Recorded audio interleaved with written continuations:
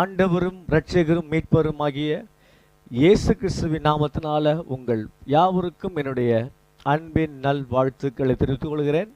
நம்முடைய ரிஸ்பா தொலைக்காட்சியின் வாயிலாக உங்கள் ஒவ்வொருவரையும் உங்களுடைய இல்லங்களில் வந்து உங்களை முகமுகமாய் சந்திப்பதில் நான் மிகுந்த மகிழ்ச்சி அடைகிறேன். ஆண்டவராகிய இயேசு கிறிஸ்து உங்களை அளவில்லாமல் ஆஸ்வதிப்பாராக. ஆண்டவராகிய இயேசு கிறிஸ்து தம்முடைய அளவற்ற கிருபையினால், அளவற்ற வல்லமையினால், அளவற்ற அன்பினால் உங்கள் ஒவ்வொருவரையும் நிரப்புவாராக, பூரணப்படுத்துவாராக, குறைவுகளை நிறைவாக மாற்றுவாராக, நிறைவான பலனை கொடுப்பாராக. உங்களை குறித்து அவர் வைத்திருக்கிற தரிசனம், திட்டம், நோக்கம், லட்சியம் எல்லாவற்றையும் உங்கள் மூலியமாக நிறைவேற்றி அவர் ஒவ்வொரு நாளும் உங்களுடைய கூட இருக்கிறேன் என்பதை நிரூபித்து காட்டும்படிக்கு அவர் வல்லமையுள்ள தேவனாகவே இருக்கிறார். இன்றைக்கு ஆண்டவர் இயேசு கிறிஸ்து உங்களை பார்த்து சொல்லுகிறார். ஏசாயா 30ஆம் அதிகாரம் 19ஆம் வசனம் இப்படியாக சொல்லுகிறது. சீயோனை சேர்ந்த ஜனங்கள் எருசலேமில் வாசமாக இருப்பார்கள். இனி நீ அழுது கொண்டிராய். அவர் உன் கூப்பிடல் சத்தத்தை கேட்டவுடனே உனக்கு பதில் கொடுப்பார், உனக்கு பதில் அளிப்பார், உன் விண்ணப்பத்துக்கு பதில் கொடுப்பார் என்று சொல்லி என் வேதம் சொல்லுகிற கர்த்தருடைய பிள்ளைகளே, ஆண்டவராக இயேசு கிறிஸ்து உங்கள் கண்ணீரை காண்கிற தேவனாகவே இருக்கிறார். உங்கள் கவலைகளை பார்க்கிற தேவனாக இருக்கிறார். உங்கள் வேதனைகளை பார்க்கிற தேவனாகவே இருக்கிறார். உங்களுடைய எல்லா சவால்களையும் பார்க்கிற தேவனாக இருக்கிறார். எல்லா பிரச்சனைகளையும் பார்க்கிற தேவனாக இருக்கிறார். எல்லா உபத்திரவங்களையும் பார்க்கிற தேவனாக இருக்கிறார். எல்லா பாடுகளையும் பார்க்கிற தேவனாக இருக்கிறார். ஆண்டவர் இயேசு கிறிஸ்து உங்களுடைய எல்லா துக்கங்களை பார்க்கிற தேவனாக இருக்கிறார். எல்லா கஷ்டங்களை பார்க்கிற தேவனாக இருக்கிறார். எல்லா நஷ்டங்களை பார்க்கிற தேவனாக இருக்கிறார். எல்லா நஷ்டங்களை பார்க்கிற தேவனாக இருக்கிறார். உங்கள் வாழ்க்கையில் உங்களுக்கும் உங்கள் மனைவிக்கும் பிரச்சனை, அதை பார்க்கிறவனாக இருக்கிறார். உங்கள் பிள்ளைகளுக்கு பிரச்சனை, அதை பார்க்கிறவனாக இருக்கிறார். உங்கள் குடும்ப உறவுகளிலே பிரச்சனை, அவங்களை பார்க்கிறவனாக இருக்கிறார். உங்களுடைய வியாபாரத்தில் பிரச்சனை, அவைகளை பார்க்கிறவனாக இருக்கிறார். உங்களுடைய எஜுகேஷன்ல பிரச்சனை, அதை பார்க்கிறவனாக இருக்கிறார். நீங்கள் கடந்து போகிற எல்லா சூழ்நிலைகளையும் அவர் அறிகிறவனாக இருக்கிறார். எல்லா கண்ணீர்களை அறிகிறவனாக இருக்கிறார். எல்லா தவிப்புகளையும் அறிகிறவனாக இருக்கிறார். ஆகவே ஆண்டவர் இயேசு கிறிஸ்து உங்கள் எல்லா சூழ்நிலைகளையும், எல்லா பிரச்சனைகளையும், எல்லா அங்கலாய்ப்புகளையும், எல்லா இடுக்கண்களையும், எல்லா நெருக்கங்களையும், எல்லா துன்பங்களையும், எல்லா தோல்விகளையும், எல்லா வறுமைகளையும், எல்லா சாபங்களையும் அவர் அறிந்திருக்கிறபடியால் இன்றைக்கு அவர் உங்களை பார்த்து சொல்லுகிறார். இப்படிப்பட்டதான காரியங்கள் உங்கள் வாழ்க்கையில கலக்கங்களாக, ஒரு பயங்களாக, ஒரு பெரிய நடுக்கமாக, உங்களை தோல்விக்கு தள்ளும்படியாக சூழ்நிலை உங்கள் வாழ்க்கையில வரலாம். இன்றைக்கு ஆண்டவராக இயேசு கிறிஸ்து உங்களை பார்த்து சொல்லுகிறார். என் அன்பு மகனே, என் அன்பு மகளே, இப்படிப்பட்ட சூழ்நிலைகள் உன் வாழ்க்கையில் வரும் பொழுது என்ன செய்ய வேண்டும், எப்படி இருக்க வேண்டும், எப்படி தாண்டி வர வேண்டும் என்று தெரியாமல் அழுது கொண்டிருக்கிற உங்களை பார்த்து, கொண்டிருக்கிற உங்களை பார்த்து, கண்ணீர் சிந்திக் கொண்டிருக்கிற உங்களை பார்த்து, தவித்து கொண்டிருக்கிற உங்களை பார்த்து, வியாதி நிமித்தமாக துன்பப்படுகிற உங்களை பார்த்து, மந்திரம் தந்திரம் சூனியத்து நிமித்தமாக கஷ்டப்பட்டு கொண்டிருக்கிற உங்களை பார்த்து ஆண்டவராகிய கர்த்தர் சொல்லுகிறார், இனி நீ அழுது கொண்டிராய். நீங்கள் அநேக காரியங்களை குறித்து அழுது கொண்டிருக்கிறீர்கள், புலம்பிக் கொண்டிருக்கிறீர்கள். என் வாழ்க்கை இப்படியே போய்விடுமா, என் வியாபாரம் இப்படியே போய்விடுமா, என் குடும்பம் இப்படியே போய்விடுமா, என்னுடைய கணவன் எனக்கும் இருக்கக்கூடிய எல்லா பிரச்சனை இப்படியே இருந்து கொண்டே இருக்குமா, எப்பொழுது போய்விடும் என்று சொல்லி கலங்கி கொண்டு தவித்து கொண்டு நிகழ்ச்சி பார்த்து கொண்டிருக்கிற என் அன்பு சகோதரனே, என் அன்பு சகோதரியே, ஆண்டவராகிய இயேசு கிறிஸ்து உங்களை பார்த்து சொல்லுகிறார், இனி நீ அழுது கொண்டிராய். இனி நீ அழுது கொண்டிராய் என்றால் அர்த்தம் என்ன? இனிமேல் நீங்கள் அழ வேண்டிய அவசியம் இல்லை. உங்கள் வாழ்க்கையில் எப்படிப்பட்ட சூழ்நிலையை பார்த்து நீங்கள் அழுது கொண்டிருக்கலாம். குடும்பத்தில் இருக்கிற பிரச்சனைகளை பார்த்து அழுது கொண்டிருக்கலாம். என் கணவர் தினந்தோறும் குடித்து விட்டு அவர் கஷ்டப்படுகிறார் என்று சொல்லி, பணத்தை எல்லாம் செலவு பண்ணுகிறார் என்று சொல்லி நீங்கள் அழுது கொண்டிருக்கலாம். உங்கள் பிள்ளைகள் சுகமாக இருக்க வேண்டும் என்று சொல்லி நீங்கள் அழுது கொண்டிருக்கலாம். உங்கள் எல்லா கஷ்டங்கள் மாற வேண்டும் என்று சொல்லி நீங்கள் அழுது கொண்டிருக்கலாம். துக்கத்தினால் நிறைந்து நீங்கள் அழுது கொண்டிருக்கலாம். சஞ்சலத்தினால் நிறைந்து நீங்கள் அழுது கொண்டிருக்கலாம். ஆனால் இன்றைக்கு இந்த நிகழ்ச்சியின் வாயிலாக ஆண்டவராகிய இயேசு கிறிஸ்து உங்களை திடப்படுத்துகிறார், உங்களை பலப்படுத்துகிறார், உங்களுக்கு தைரியத்தை கொடுக்கிறார். அவர் சொல்லுகிறார், இனி நீ அழ வேண்டாம் என் அன்பு மகனே, என் அன்பு மகளே, இனி நீ அழ வேண்டாம். உன் கண்ணீரை துடைக்கக்கூடிய உன் தகப்பனாகிய நான், உன் ஆண்டவராகிய நான் உன் அருகில் வந்திருக்கிறேன், உன்னோடு கூட இருக்கிறேன். நீ பயப்பட வேண்டாம், நீ கலங்க வேண்டாம், நீ திகைக்க வேண்டாம், நீ எதையும் யோசிக்க வேண்டாம், எந்த காரியத்தை குறித்து நீ சோர்ந்து போக வேண்டாம், நீ உங்கள் இருதயம் துவள வேண்டாம் என்று சொல்லி ஆண்டவராகிய கர்த்தர் இன்றைக்கு உங்களை பார்த்து சொல்லுகிறார். கர்த்தருடைய பிள்ளைகளே, இருதயம் கலங்காதிருப்பதாக, பயப்படாதிருங்கள். உங்களை சுற்றிலும் எப்படிப்பட்ட சூழ்நிலை வெள்ளம் போல பிரவாகித்து வந்தாலும் கலங்காதிருங்கள். காற்றையும் கடலையும் அதட்டின அமர்த்தின, கடல் மேல் நடந்த இயற்கை அப்பாற்பட அற்புதங்களை செய்த ஆண்டவராகிய இயேசு கிறிஸ்து, சர்வ வல்லமையுள்ள ஆண்டவராகிய இயேசு கிறிஸ்து உங்களோடு கூட இருக்கிறார், உங்கள் அருகாமையில் இருக்கிறார், உங்கள் பட்சத்தில் இருக்கிறார், உங்களுக்கு துணையாக இருக்கிறார், உங்களுக்கு ஆறுதலாக இருக்கிறார், உங்களுக்கு தேடுதலாக இருக்கிறார். அவர் ஒருபோதும் உங்களை கைவிடவே மாட்டார். அவர் சொல்லுகிறார், நான் உன்னை விட்டு விலகுவதும் இல்லை, உன்னை கைவிடுவதும் இல்லை. ஆகவே என் அன்பு மகனே, என் அன்பு மகளே, எப்படிப்பட்ட சூழ்நிலையில நீ இருக்கிறாய் என்பதை குறித்து ஆண்டவர் பார்ப்பது கிடையாது. எப்படிப்பட்ட சூழல் இருந்தாலும் உங்கள் சூழ்நிலையை மாற்றி அந்த சூழலிலிருந்து உங்களை வெளியே கொண்டு வந்து நிறுத்தி வாழ வைத்து அழகு பார்க்க வேண்டும் என்று சொல்லி அவர் விரும்புகிறார். அழுகையின் சூழ்நிலையில் நீங்கள் இருப்பது தேவனுடைய சித்தம் அல்ல, வியாதியில் இருப்பது தேவனுடைய சித்தம் அல்ல, கடன் பிரச்சனையின் மூலமாக அழுது கொண்டிருப்பது தேவனுடைய சித்தம் அல்ல, பிள்ளை பாக்கியம் இல்லாமல் அழுது கொண்டிருப்பது தேவனுடைய சித்தம் அல்ல, திருமணம் ஆகாமல் தடைகளை குறித்து அழுது கொண்டிருப்பது தேவனுடைய சித்தம் அல்ல. தேவனுடைய சித்தம் நீ அழக்கூடாது, நீ சுகமாய் இருக்க வேண்டும், நீ மகிழ்ந்திருக்க வேண்டும், உங்கள் துக்கம் எல்லாம் சந்தோஷமாய் மாறும் என்று ஆண்டவர் இயேசு கிறிஸ்து உங்களை பார்த்து சொல்லுகிறார். கர்த்தருடைய பிள்ளைகளே, எனக்கு அன்பான கர்த்தருடைய பிள்ளைகளே, இனி நீ அழுது கொண்டிராய், அழுது கொண்டிராய் என்று சொன்ன அர்த்தம் என்ன? இனி நீ அழ வேண்டாம், இனி நீ அழ வேண்டாம். காரணம், எந்தெந்த காரியங்களை குறித்து நீ அழுது கொண்டிருந்தீர்களோ, புலம்பிக் கொண்டிருந்தீர்களோ, கலங்கி கொண்டிருந்தீர்களோ, போராடி கொண்டிருந்தீர்களோ, எல்லாவற்றுக்கும் ஒரு முடிவு உண்டானது. உன் சூரியன் அஸ்தமிப்பதில்லை, உன் சந்திரன் மறைவதில்லை, கர்த்தரே உனக்கு நித்திய வெளிச்சமாக இருப்பார். உன் துக்க நாட்கள் எல்லாம் முடிந்து போயிற்று. கர்த்தருடைய பிள்ளைகளே, இந்த நிகழ்ச்சியை பார்க்கும் பொழுது உங்கள் துக்கத்தை எல்லாம் ஆண்டவர் இயேசு கிறிஸ்து உங்கள் வாழ்க்கை விட்டு தூரமாக அப்புறப்படுத்துகிறார். உங்களுடைய கடன் பிரச்சனைகள் உங்களை விட்டு தூரமாக அப்புறப்படுத்துகிறார். உங்களுடைய வியாதி உங்களை விட்டு தூரமாக அப்புறப்படுத்துகிறார். எல்லா சூழ்நிலைகள் உங்களை விட்டு தூரமாக அப்புறப்படுத்துகிறார். எந்தெந்த காரியங்களை குறித்து நீங்கள் கலங்கி கொண்டிருக்கிறீர்கள், தவித்து கொண்டிருக்கிறீர்கள், எல்லாவற்றிலிருந்து ஆண்டவராகிய கர்த்தர் உங்களை மீட்டுக் கொள்ளுகிறார். உங்களை வாழ வைக்க வேண்டும் என்று உங்களை தெரிந்து கொள்கிறார். உங்களுடைய எல்லா சூழ்நிலைகளையும் அவர் அறிந்திருக்கிற தேவன் இருக்கிறார். வேதம் சொல்லுகிற சிங்கக்குட்டிகள் தாழ்ச்சி அடைந்து பட்டினியா இருக்கும், கர்த்தரை தேடலுக்கோ ஒரு நன்மையும் குறையப்படாது. நீங்கள் அழுகையோடு நீங்கள் கர்த்தரை தேடிக்கொண்டிருக்கலாம், ஆனால் கர்த்தர் உங்களுக்காக வைத்திருக்கிற ஒரு நன்மையும் குறைவுபடாது. ஆகவே கர்த்தருடைய பிள்ளைகளே, என் அன்பு சகோதரி சகோதரியே, நீ அழ வேண்டாம், நீங்கள் அழ வேண்டாம், மாறாக சந்தோஷப்பட்டு கலிகூறுங்கள்.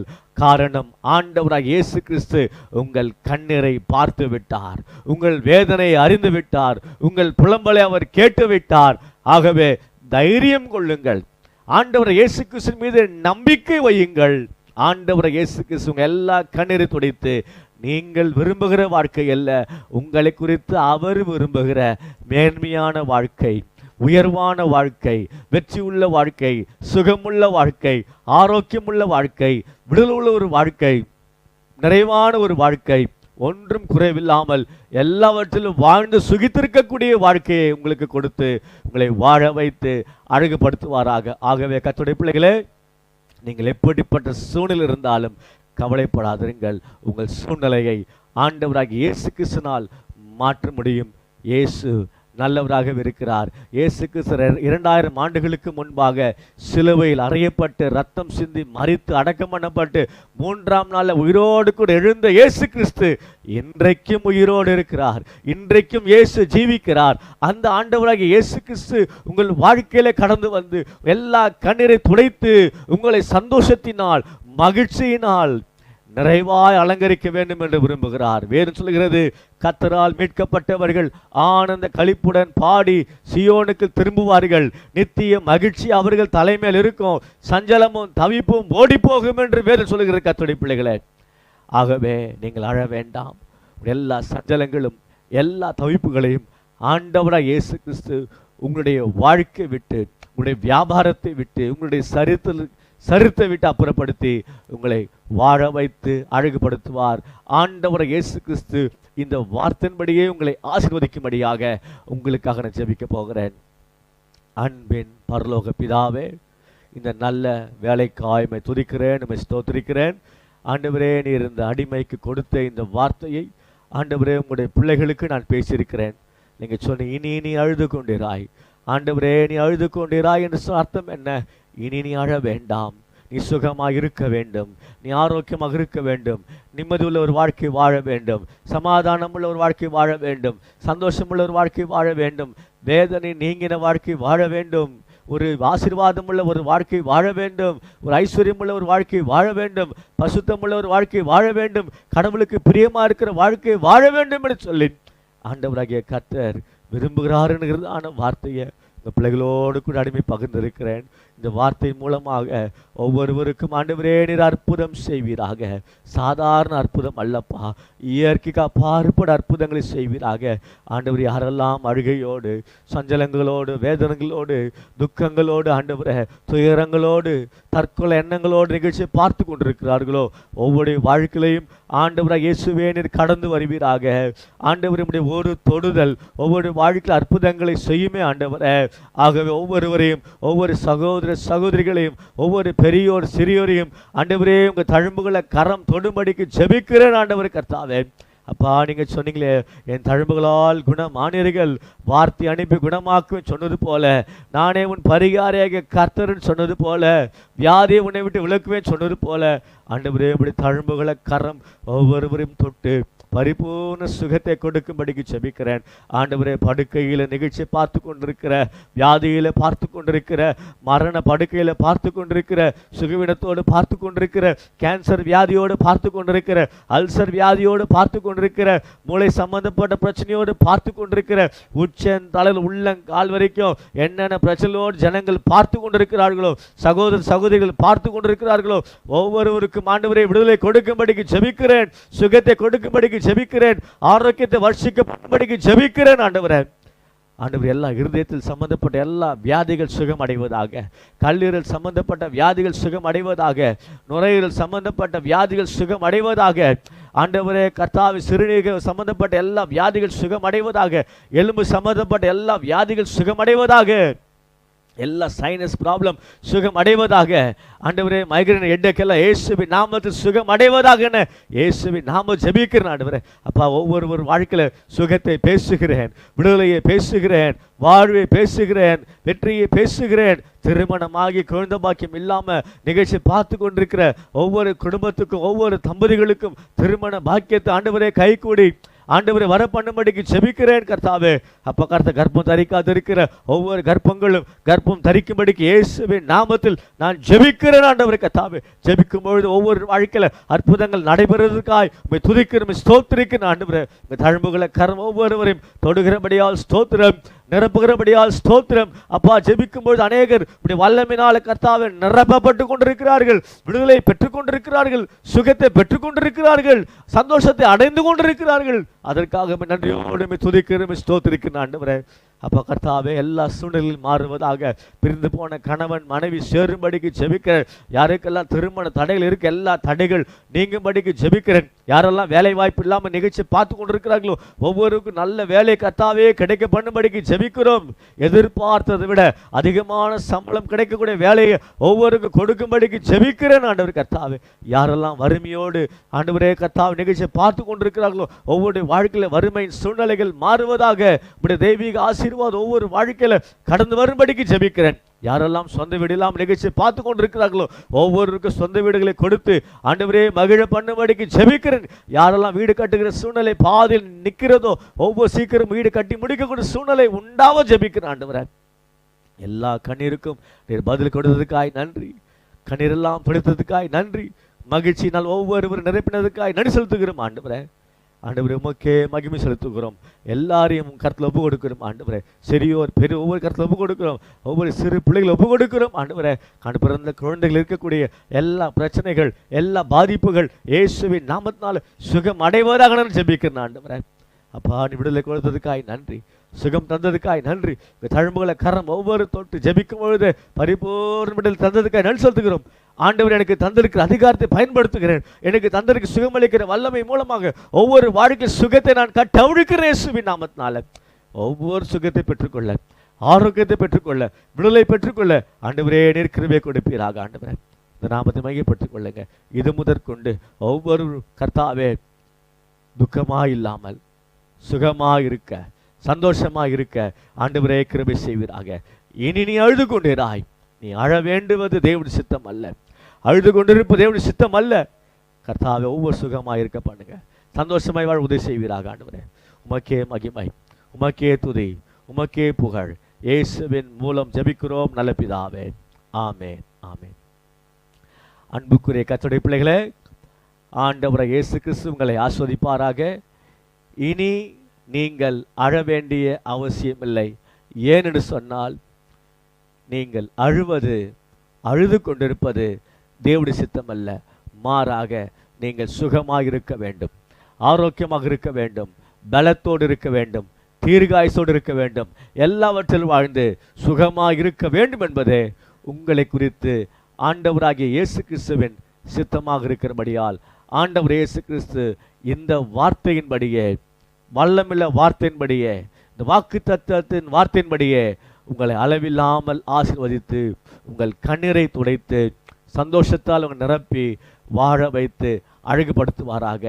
நீங்கள் விரும்புகிற வாழ்க்கை அல்ல, உங்களை குறித்து உங்கள் ஆண்டவராகிய இயேசு கிறிஸ்து விரும்புகிற வாழ்க்கை உங்கள் வாழ்க்கையில் நிறைவேற்றி உங்களை ஆசீர்வதித்து உங்களுக்கு சமாதானம் கொடுப்பாராக, உங்களுக்கு சந்தோஷத்தை கொடுப்பாராக, உங்களோடு கூட சதா காலம் இருந்து கரம் பிடித்து உங்களை நடத்துவாராக. ஆமேன்.